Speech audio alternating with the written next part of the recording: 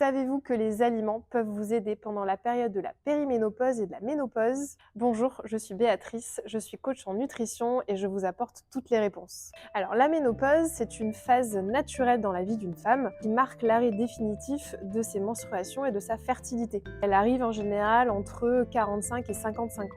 Donc avant la ménopause, il y a la périménopause où les ovaires de la femme commencent à produire moins d'oestrogène et de progestérone. Les cycles menstruels deviennent irréguliers et certains inconforts peuvent apparaître. Et donc cette période elle dure entre 4 et 10 ans. Alors pourquoi on a des inconforts? Parce que en fait les hormones sont des messagères qui vont indiquer à votre corps comment il doit fonctionner pour être sain et fort.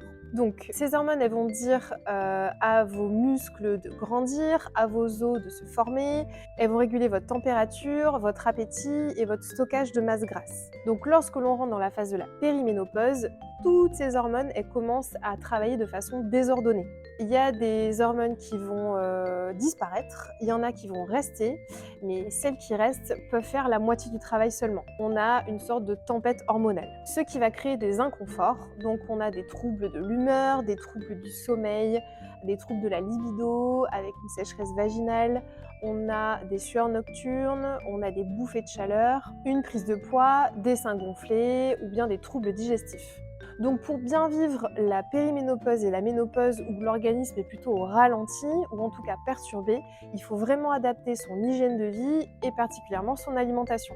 Alors, on va favoriser des aliments riches en calcium et en vitamine D. Donc le calcium, il va intervenir pour la santé des os et lorsqu'on rentre dans la phase de périménopause ou de ménopause, nos os sont fragilisés et on a des risques d'ostéoporose. Donc quand on veut augmenter sa consommation de calcium, on pense souvent aux produits laitiers.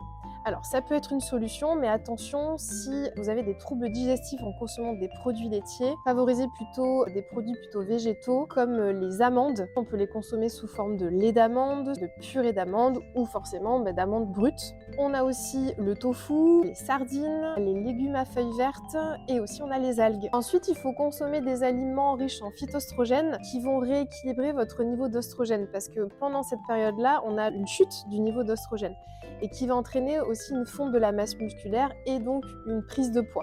Donc c'est très important de consommer ces aliments-là. On va retrouver le soja, donc je parlais tout à l'heure du tofu, mais ça peut être aussi sous d'autres formes. On va avoir les graines de lin, les graines de sésame, les lentilles et les pois chiches. On va favoriser une alimentation riche en fibres qui va permettre de réguler justement votre prise de poids et qui va favoriser une bonne vidange gastrique pour stimuler votre transit intestinal.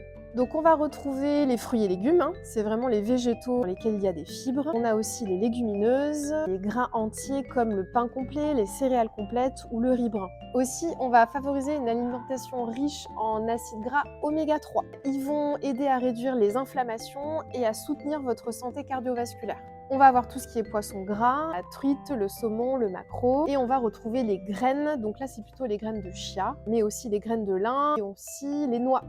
Et enfin, il faut boire suffisamment d'eau. Le corps a besoin de boire un minimum 1,5 litre d'eau et l'eau, ça va être un élément clé pour la santé de votre corps, mais aussi de votre peau qui va avoir tendance malheureusement à vieillir. Donc ça va permettre d'avoir une peau plus souple.